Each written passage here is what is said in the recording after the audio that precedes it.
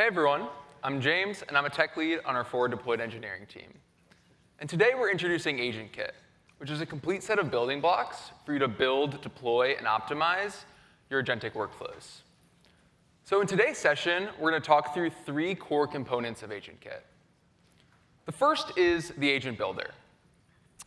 So in our platform, you can now drag and drop nodes onto a canvas and visually design your workflows, and then run them hosted on our platform, or export them as code and run them on your own stack.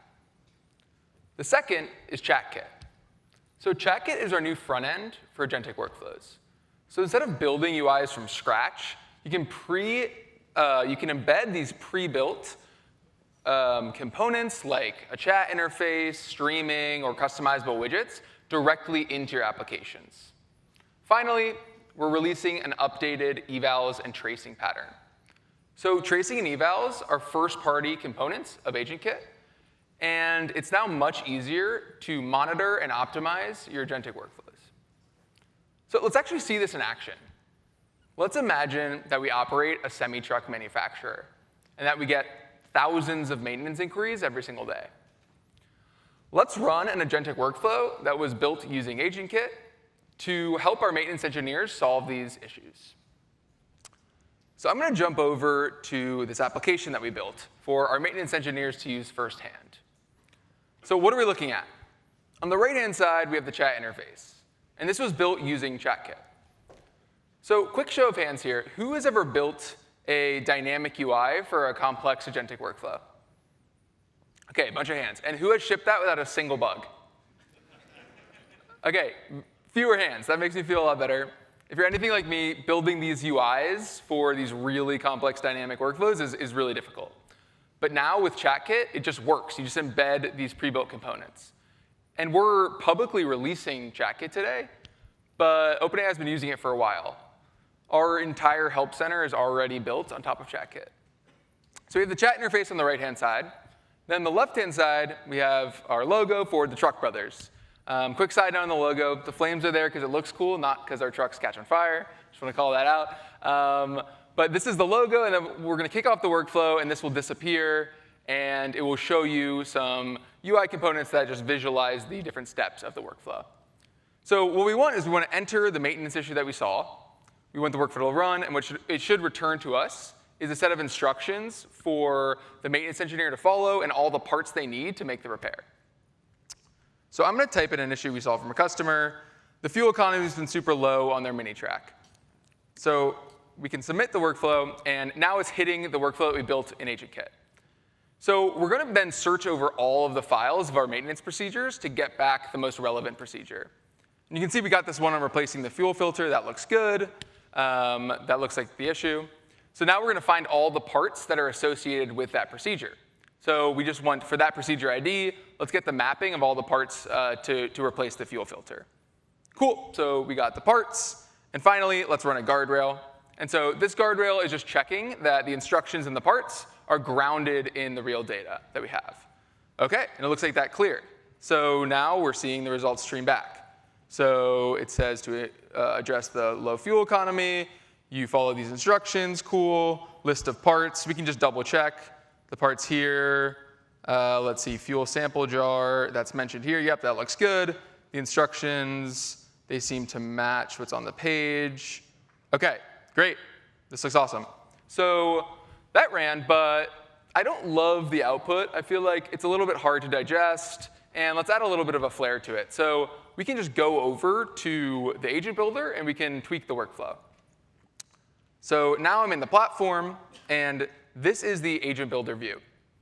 So on the right-hand side, we have the workflow that we just executed. And on the left, you have the node picker. And so here's where we can just drag and drop nodes like an LLM agent, tools like file search or MCP, and then these logical nodes like while loop or an if-else statement to branch the workflow.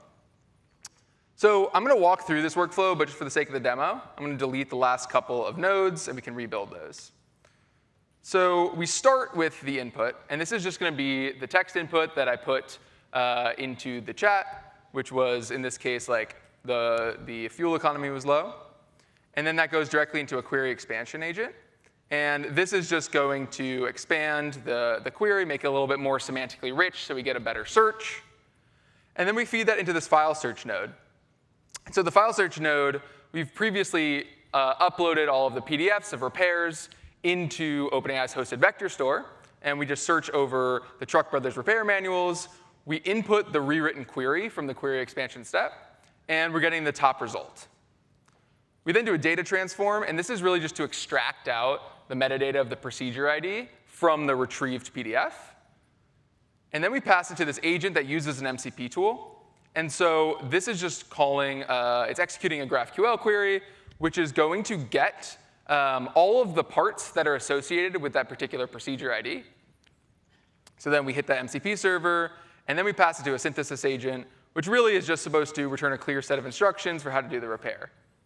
OK, so let's add back in a guardrail. So I'm just going to drag that in, connect that, and we want the input of that to be the output from the last node, which is the output text. And then we're going to select hallucination. I'm going to put the same vector store, which is the repair manuals. And we can select any model we want, any confidence threshold.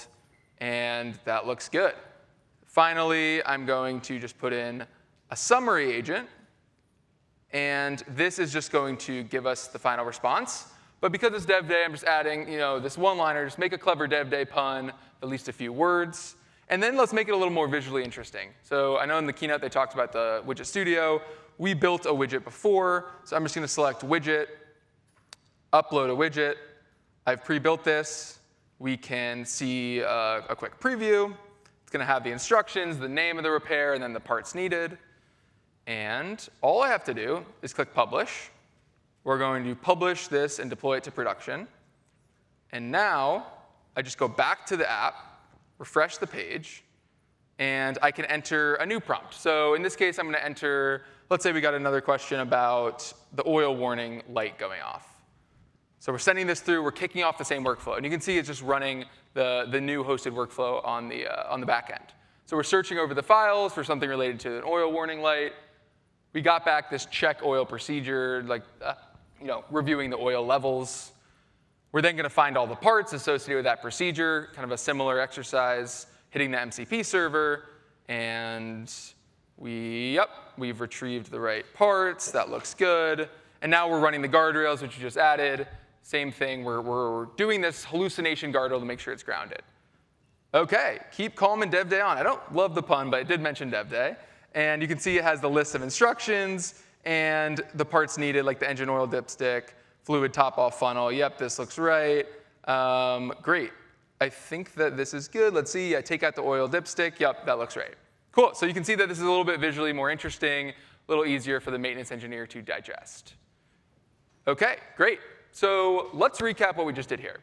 So we showed you a agentic workflow that was built using the agent builder and ChatKit. And then we were able to go into the agent builder, tweak a couple of nodes, add a widget, change a prompt, click deploy, and then in just a couple of seconds, just refreshing the page, we could run the updated production-ready workflow. So hopefully this shows how easy it is to build and deploy super quickly with Agentkit. I'm now going to pass it over to my fellow truck brother, Rohan, who is going to talk through how you can deploy your agentic workflows on your own stack. And also, you can optimize your workflows as you scale them out to your entire user base. Rohan, I'll pass it to you. Thank you, James, and hello, everyone. I'm Rohan. I'm a software engineer at OpenAI, and I worked on Agentkit. So I've got to ask, agentic workflows, how many times have you heard that today, huh? Probably a lot, but I'm going to say it a few more times.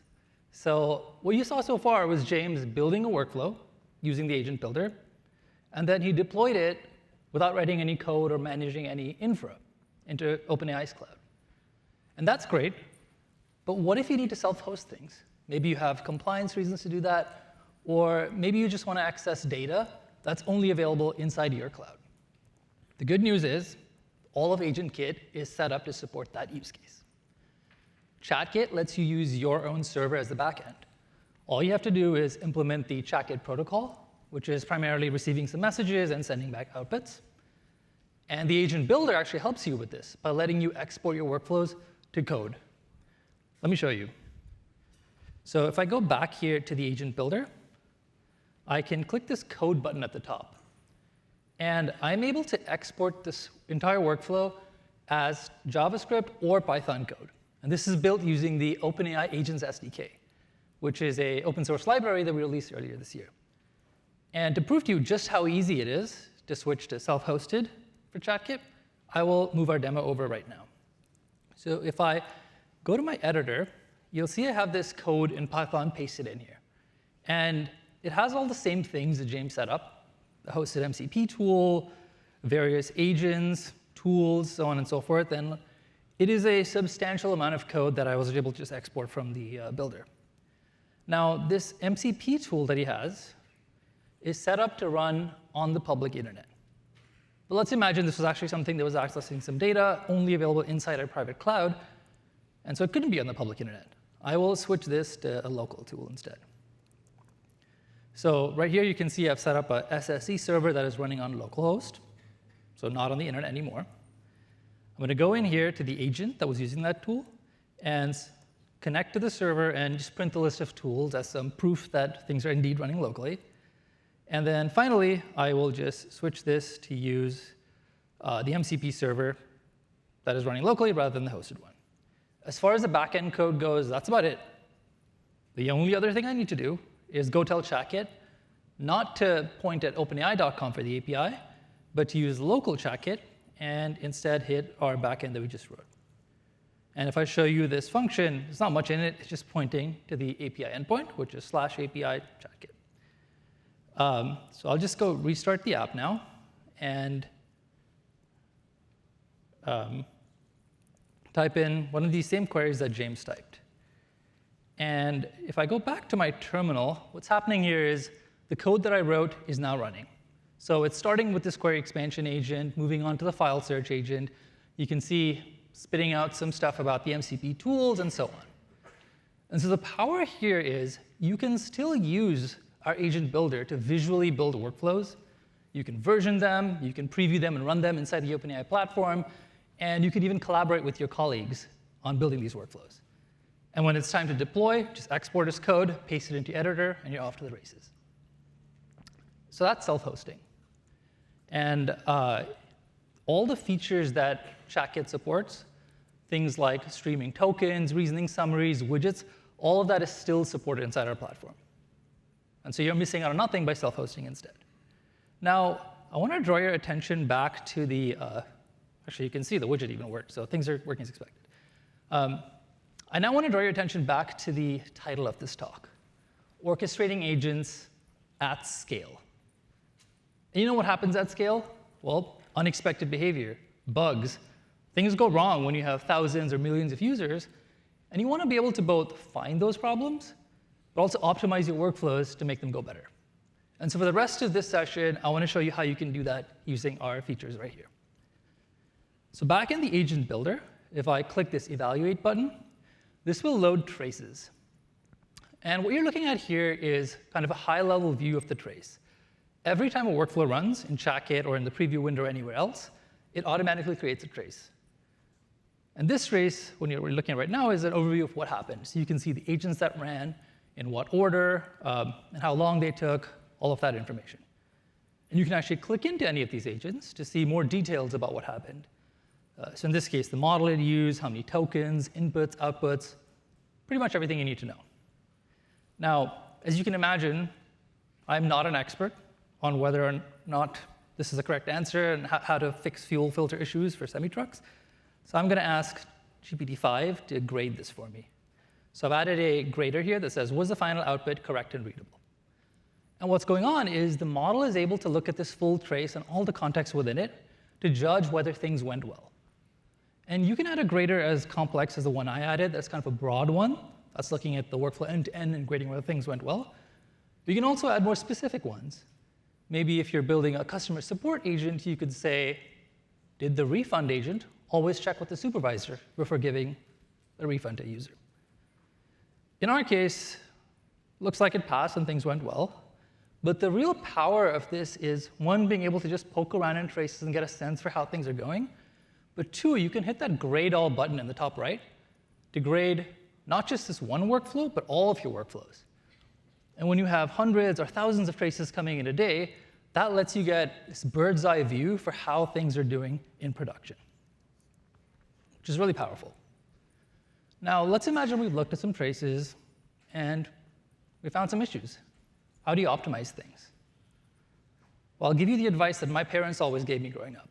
They'd say, Rohan, your agentic workflow is only as strong as the weakest agent. And so what you want to do is you want to go to your workflow and optimize each individual agent to be as good as possible. The way you can do that is click in any of these agents and click this Evaluate button. And that'll pull open our visual eval builder. Now, while this is loading, how many of you have built evals before for your products? A lot of hands, advanced audience. And how many of you think that building evals is fun and easy? Not a single hand. Well, hopefully we think we've made it a little bit better and a little more fun to build evals. So let me walk you through what you're looking at. On the left side of this, on the right side of this, or the left, yes, the left side of the screen, you are looking at the agent that we configured in the builder. So you see the prompt, the tools, all of that stuff, and you'll notice that the prompt has a variable in it. And on the right side, the first column is some sample inputs that I pre-filled that are that variable, so inputs from the user. The second column is some ground truth data about the actual problem we're trying to solve, and we can use this when grading the outputs. The third column is the actual stuff that the model outputted given the input. And then I added a couple of graders. The first grader is a formatting grader that grades whether the output that the model produced is actually understandable and usable by the maintenance engineer. And the second one is a correctness grader. So if I click into this, you can see the prompt that I showed was, does the output seem correct given the problem? And so the grader is able to look at both the ground truth data and the actual output and judge whether things are going well. Now, if you look at our workflow, it looks like it's actually not doing super well. 40% for formatting is not a great thing, and we want to make this better. The way you optimize your workflow, standard way is you go edit the prompt. You can also add some tools or change the model. But for now, I will add some instructions here to change the output of the model. And I'll click Generate Output, which will regenerate the model output for those inputs. And that'll give me a chance to kind of sanity check whether things look good. So this has generated some stuff. Things more or less look OK. And now I want to know, did I actually make things better? And what I can do is rerun the grader. So right now, we have 40% of the time the formatting grader is passed. My hope is that my updates will make this better, maybe 60, 80, or even 100%. And so while this runs, the real power here of evals is over time, you might start with just 5 examples, which is really good. But over time, you'll have a very large data set of inputs that your users have put in, but also graders. And each of these graders judges the actual performance of your workflow. And so over time, what you can do is when you're optimizing your workflow, adding new nodes, iterating on it, rather than relying on vibes, you can rely on cold, hard data to understand whether things are getting better.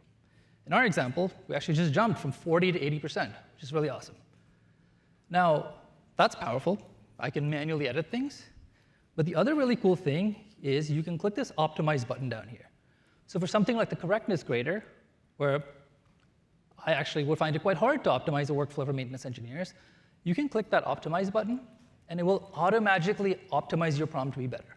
And the way it does that is by seeing everything you see on the screen: prompts, ground truth data, the grader results, and even the thinking for why things were a pass or fail. And given all that context, it will optimize your prompt to be better. And I would really recommend trying this for your hardest queries where you're not sure how to optimize things. And it's able to optimize all of your graders at the same time to make things better. Now, I want to wrap things up by just talking about what we did here so far. In less than 20 minutes, we built a workflow using the agent builder. We then deployed it to ChatKit, which is running on OpenAI's cloud, so we had to manage no servers or anything like that. We then switched to local ChatKit, looked at traces to see how things are doing in production, and then finally built some evals and optimized them. And so what used to take weeks or even months of custom engineering, you can now do in a matter of minutes or hours inside one place, the OpenAI platform. We will be around after this on Discord for questions, and we'll be around Dev Day. If you have questions, please come and find us. But that's AgentKit. We really hope you like it, and we cannot wait to see what you build with it. Thank you.